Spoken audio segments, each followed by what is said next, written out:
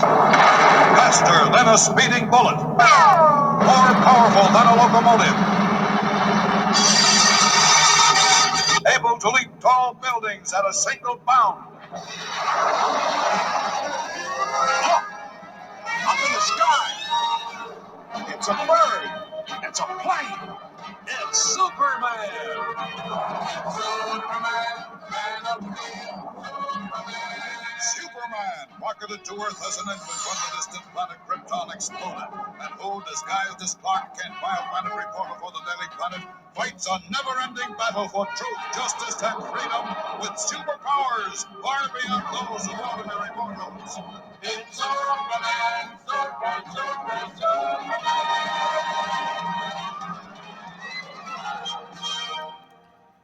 Welcome back, fellow agents. It is I, your super agent of awesome X7, the host of the Zenorama, the podcast of heroes and monsters. This is our 240th episode. Oops, that light just is. Let me move this over here a bit. That'll probably help. I don't remember having that problem last video, but we're making this video because it's a book review and it's easy to do. We are talking about The Adventures of Superman, the 1942 book. It's not a comic book. It's based on the comic book, of course. It says so right at the bottom there, by Joe Shuster and Jerry Siegel. It was written by George Lowther, who wrote many of the episodes for the Adventures of Superman on the radio, which ran from 1940 to 1951. 1942. I looked and I've forgotten since then. But 1942, we're just going to go with that. This was written so for kids, mostly boys, probably, but there's nothing wrong. Not that there's anything wrong with that. And your agent, I had never heard of this book until just recently. And it was from Facebook, yet again, proving me that I generally think, I don't think much of Facebook, but the things that you do, the communities you can find that show stuff like this, like the Wonderful Egg, they're really helpful. So this is a basic retelling of, well, it's an origin story. Superman debuted in 1938 and became an instant smash. By 1942, when this book was published, he'd been in comic books. He'd had a series of wonderful cartoons made about him. He'd been on the radio, and now he's in print. And since then, of course, he's had television shows, almost countless television shows, lots of movies, and more comic books than you can shake a stick at, and several more just books that are not always canon. The Last Son of Krypton that came out when the movie came out in 1978, but it had nothing to do with the movie except that Luthor is in it. But this was the first book. It was also the first time that somebody else other than hold on a moment. Well, dang it. I forget which the writer, illustrated by Joe Shuster. So this is the first time that anyone else other than Jerry Siegel had written written anything had his author's name along with it instead of Joe Shuster's. Did I just lie about that? Illustrated by Joe Shuster, with Joe Shuster. So it was Jerry Siegel who, I hope, he probably got shafted. I mean, I would hope they got paid money for this. So it's got some beautiful illustrations in it. Well, let's talk about the book. It starts out with Jor-El and Lara on Krypton, and they're called Jor-El and Lara for the first time here. Jor-L, E-L, as opposed to just the L, and Lara instead of Laura. Now, not a lot had been done with the comics about Krypton. A lot of that came from the radio show. They said, Krypton blows up because no one will pay attention to him. This has stayed almost canon for years. I mean, decades now. Almost 80 years, really. Let me go back. Well, let's finish up the recap here of the book. Then it goes, baby Kal-El gets rocketed to Earth. and Krypton explodes. Now, in 1942, kryptonite had not been invented yet. So that's interesting, right? That was the next year on the radio show that the meteor from Krypton was introduced that could affect Superman. He gets there, he lands in Kansas near Smallville, although I don't remember if it says Smallville, but it here is the inside, or the, I have to take that off, it's red. Ooh, red. That takes away Superman's powers. Well, it doesn't take. Well, the red sun does. The red kryptonite changes him, as we all know. And I digress. The He lands in Smallville, and the Kents show up, and not Jonathan and Martha Kent. No, Sarah and Eben Kent, or Eben or Eben. It doesn't matter. These names were the first name that was used for his mother was Mary in the comic strip, or in the comic book, but they were dead by page 2 without being named at all in Action Comics #1. So um, Superman, or Clark as he's named after, grows up there. He does not develop his powers aren't apparent right away. He develops them over time. He learns he can fly. He learns he can't be hurt by normal means, which have not by human means anyway. At this point in time, he starts being able to have X-ray vision. Now his microscopic and telescopic vision and his super ventriloquism, none of that showed up for another 10 years, probably into the 50s, when things got a little silly. Which I love those stories. So, but they did. Super ventriloquism just gets me. Crypto is an unknown as well at this point in time. So he goes. They go through their life. Eben dies. Clark goes to Metropolis to get a job as a reporter. He's decided he's been good at literature and writing. Good at literature. He's good at writing. So he goes to the Daily Planet because at one point in time, right before his father passed away, he won a contest, and the reporter there was a gentleman named Perry White. By the time he gets, 10 years later, by the time he gets to Metropolis, Perry's the editor of the Daily Planet, or as it was known originally, the Daily Star, but I believe it's the Daily Planet here. And he needs to prove his worth as a reporter. Lois thinks nothing of him already. Lois is annoying. Don't get me started. I don't know if Jimmy Olsen was still around at this point in time either.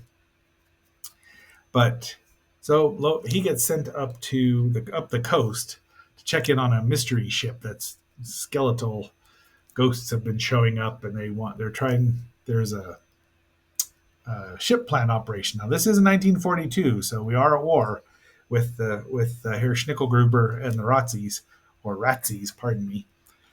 So that plays a part. So that's the MacGuffin, is this ship. He's going up there. He's looking at the ship. Let's get into it. Let me see. Look for some of these pictures here. I've got markers. This is right in there. Lovely drawing, and we got some painted like this cover painted by Joe Shuster. It's amazing. So lots of these black and white sketches too, which are fun because it just shows what a dynamic artist he was. You don't think that the reproduction of a lot of the comic books back then just didn't allow for that to happen, that you just didn't get to see it very often. So anyway, you find out the shipyards, the workers are afraid it's been haunted. There's some spies, there's some saboteurs, there's some there's people that sell themselves out for the Ratsies, and some other things that you don't know. And then Lois eventually shows up and faints. Here's another. This is a picture of that contest that Clark wins, hefting an anvil over his head easily. Didn't anyone figure this out? Okay, so here's a beautiful painting of the rocket ship from Krypton. Look at that. I mean, that's just such a typical rocket ship, and they've had so many iterations of that rocket ship, but Krypton always looks the same when it blows up, doesn't it? Except now it'd be all CGI and. So at the end of this, Clark and Superman, you see Superman or get that his Sarah makes him a costume for a Halloween party so he can go, and that's the costume she makes him now. Doesn't say she made it out of his baby material, but it does say she made it. So good on her. Here is the old man that Superman saves. Now, Superman is known, apparently, at least by the end of this story, because Lois comes up and they're going to take, get together and pass their notes, figure out who's doing what and where. And, she'd probably try to scoop him because that's what she was always doing. This is a lovely painting of him catching a shell. I got this book at ThriftBooks for like $6. Yeah, $6. So it was it was republished here in 1995. It's got a wonderful introduction by Roger Stern, who wrote The Life and Death of Superman. And Roger's a great writer in his own regard, but he says that he's not blind to the kind of the logic flaws that disappear here and there in the book. It would have made for a cracking movie too, cracking great movie. With the Nazis and everything, but alas, the cartoons were expensive. Here's another action pose, which we have seen similar stuff in the comic. There's Lois, who couldn't figure out Superman and Clark were in the same area at the same time.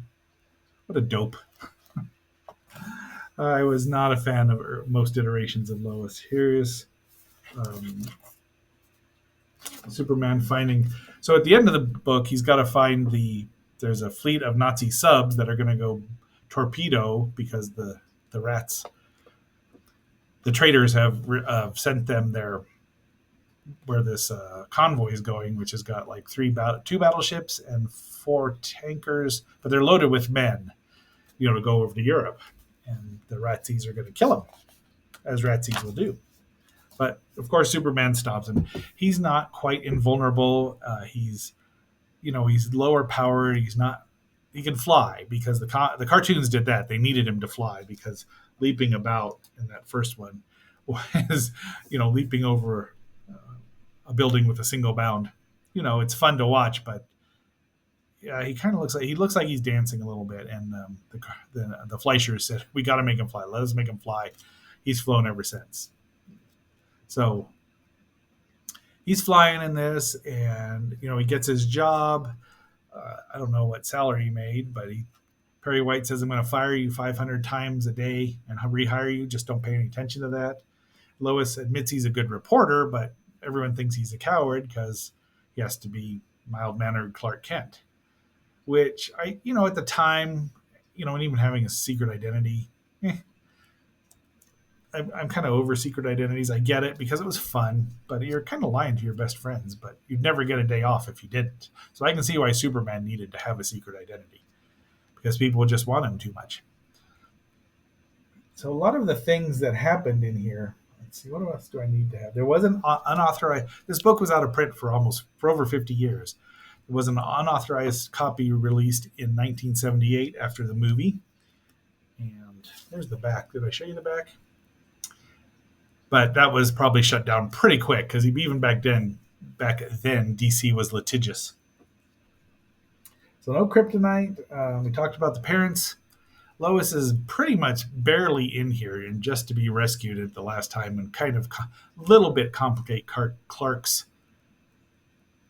daring do as Superman and his reporting. But she didn't get to scoop him apparently because he got the job and had a copywriter whining about all this stuff. And the spooks are in the ghost ship is a film, a special effect done by Trick Photography, I'm sure.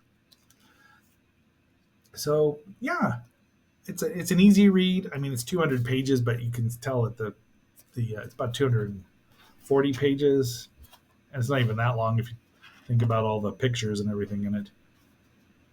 But the print is big.